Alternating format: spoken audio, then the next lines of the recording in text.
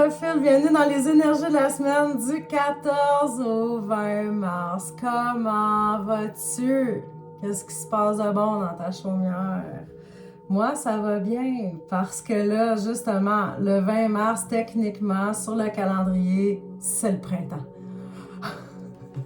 Donc, on y arrive, on y va, on s'en vient. C'est ça, c'est le but.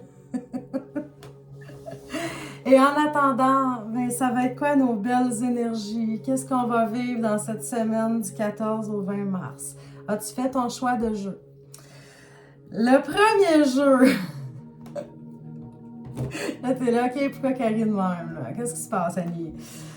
J'ai pris le jeu, le Tarot Deck d'Aleister Crowley. Ceux qui me suivent depuis un petit bout de temps, là, je sais pas si vous vous rappelez quand j'ai pris ce jeu-là, puis j'ai fait un tirage, il m'est arrivé plein de tuiles. Je pense que la vidéo s'est arrêtée comme 2 fois. C'était pas possible. J'y arrivais pas. Puis en plus, ce tarot-là, il a comme une mauvaise réputation, un peu dark, là, tu sais. Si tu connais la tune Mr. Crowley, ben c'était fait pour Aleister Crowley qui a créé ce tarot-là. Donc, il y en a qui disent qu'il serait un petit peu, ben, je sais pas, démoniaque, c'est peut-être un mot fort un peu, mais qui est pas... En tout cas, moi, je sais pas, là, tu vas dire, ok, ouais, dans le domaine que t'es, mais je suis pas tant superstitieuse, tu comprends? Puis, je sais pas, je le trouve quand même beau, ce jeu-là, mais cette fois-ci, ça m'a pris du temps avant de le reprendre pour faire une vidéo, puis je me suis dit, bon, quelle tuile qui va m'arriver, tu sais? Fait que je sais pas. Est-ce que tu as un tempérament risqué, puis tu te dis, je m'en fous, j'ai choisi ce jeu-là, je vais avec ça, ben go. Fais-toi confiance. Donc, les choix numéro 1, choix risqué. Qu'est-ce que vous avez besoin d'entendre? Qu'est-ce que vous avez besoin de savoir pour la semaine du 14 au 20 mars? Je retrousse mes manches, on n'aurait plus. Donc, quelles seront vos énergies cette semaine? Qu'est-ce qu'il y a dans l'air? Qu'est-ce que tu dois entendre? Qu'est-ce que tu dois savoir? Qu'est-ce que tu dois mettre de l'avant? Et n'oublie pas que c'est un tirage général et le discernement.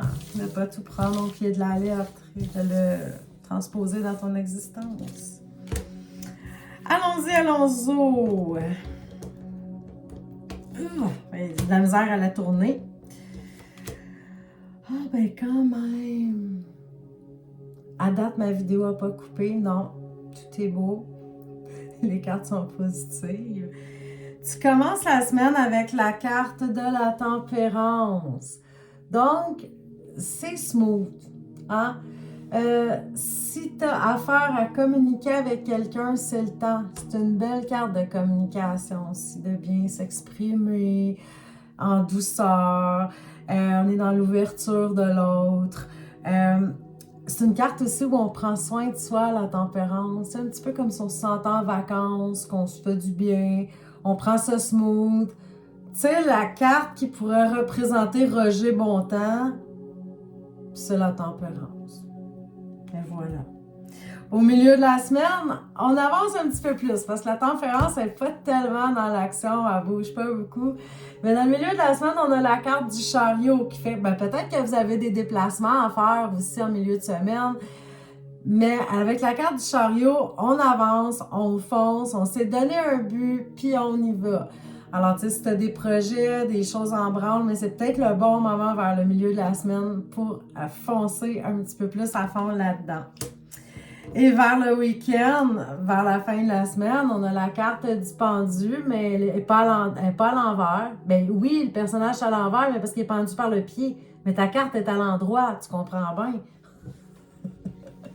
Alors, comme tu termines la semaine avec la carte du pendu, qui est beaucoup dans le don de soi, il aide les autres, il est bien.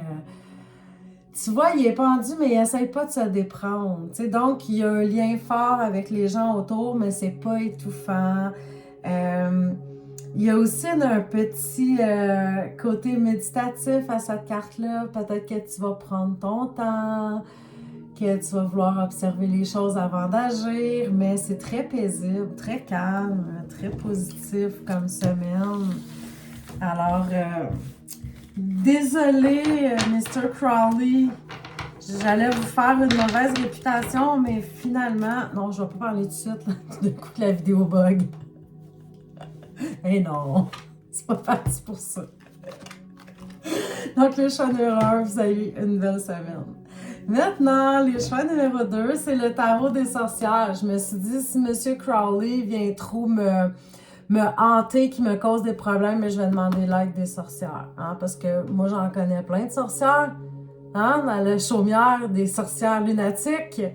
Mon beau groupe de femmes adorées que j'aime tellement, avec lesquelles je fais des rituels de nouvelle lune, de pleine lune, qu'on se voit aussi à chaque fin de mois pour regarder qu'est-ce qui s'en vient pour nous selon notre signe astrologique. Bon, en tout cas, name it, il se passe plein de belles affaires sur ce groupe-là.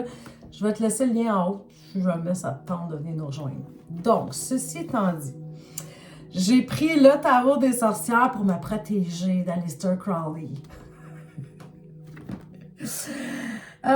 C'est de Hélène Dugan, illustré par Mark Evans. Donc, si tu as choisi le jeu des sorcières, qu'est-ce qui s'en vient pour toi cette semaine du 14 au 20 mars? À quoi tu peux t'attendre? Quelles sont tes énergies? Ce que tu dois savoir, ce que tu dois mettre en place. Voyons, j'en monte mes manches. On y va, go, go, go. Qu'est-ce qu'il y a dans l'air pour le choix numéro 2?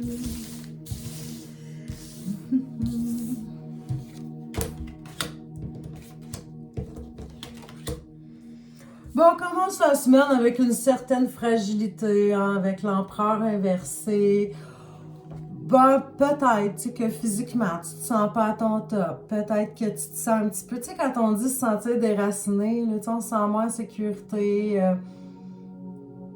Le mot qui me vient à l'esprit, c'est vraiment fragile. Tu sais, on n'a pas notre plein potentiel de confiance en soi comme on a dans des beaux jours. C'est pas nécessairement un jour scrap, passe-moi l'expression. Mais c'est pas non plus la journée, tu sais, que tu te lèves, tu dis « Wow, quelle belle journée » que tu passes dans le miroir, tu dis « Oh mon Dieu, je suis donc bien magnifique ». Non, c'est pas tout à fait ça. C'est peut-être « Ouais, mais je vais mettre un petit peu de potée, puis... Mais c'est rien de catastrophique. C'est juste, tu commences à te sentir un petit peu plus fragile ta semaine. Ensuite, vers le milieu de la semaine, avec la carte de l'étoile, tout en douceur, tu vois des belles personnes, tu te sens protégé, c'est fini, là, le petit sentiment que t'es peut-être pas si génial que ça, parce que moi, je te le dis, t'es un être génial, n'en doute jamais, même si l'empereur t'a dit le contraire. Donc, dans le milieu de la semaine, tu reprends confiance en toi avec l'étoile.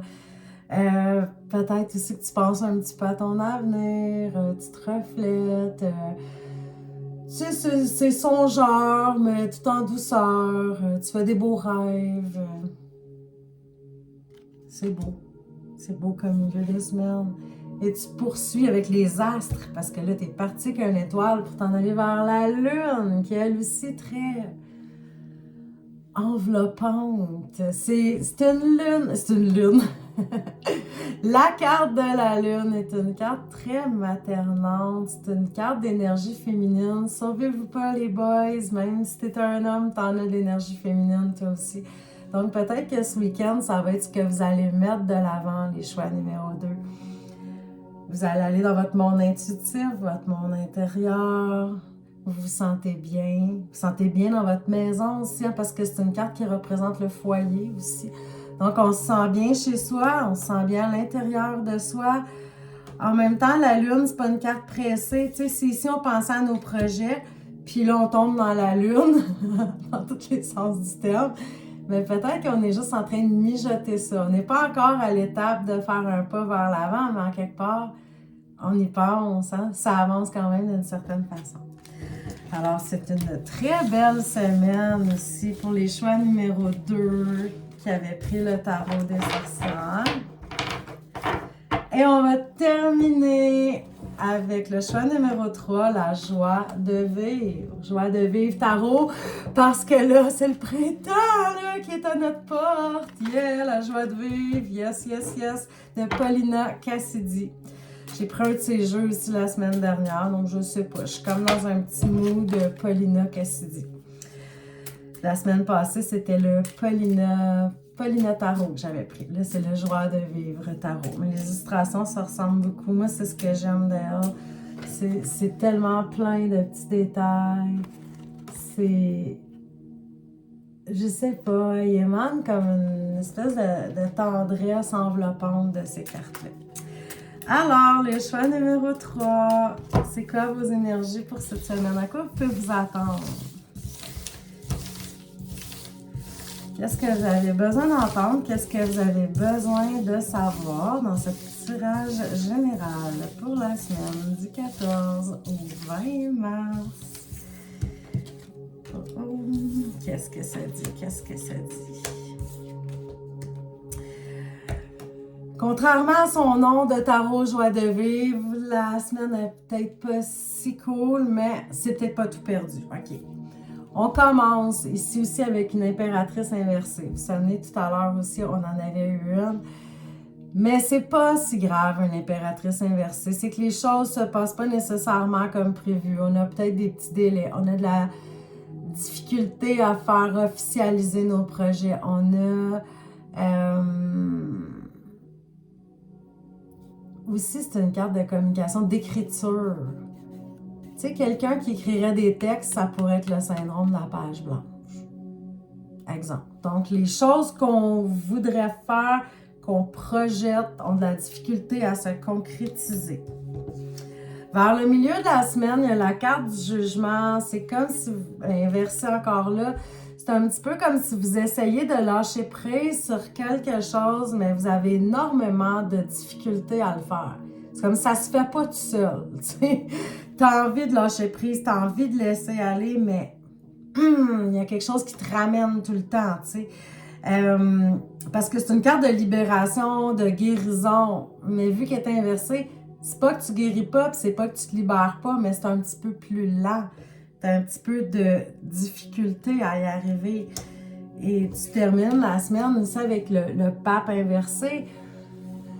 Le pape, déjà, c'est un être un peu rigide quand il est à l'endroit. Quand il est à l'envers, c'est quelqu'un que même si tu dis « fais pas ci, fais pas ça », tu vas te planter, il va y aller pareil, tu sais. Puis c'est quelqu'un aussi de très rigide dans ses idées, dans sa façon de voir les choses. Puis on voit ici que tu as de la misère à lâcher prise sur quelque chose.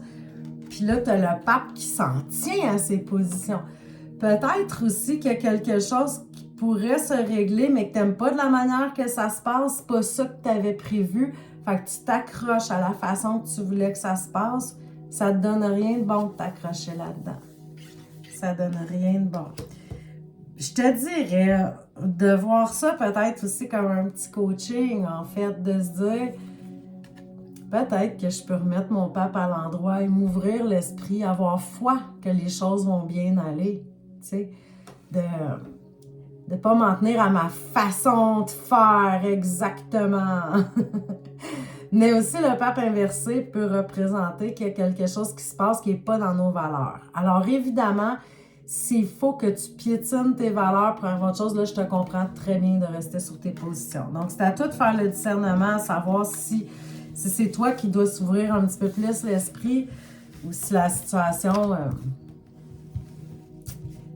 tu dois la laisser aller comme ça parce que tu n'y peux rien. Alors, à toi de voir. Donc, je vous souhaite une magnifique, merveilleuse, fabuleuse semaine. Je vous embrasse. À bientôt!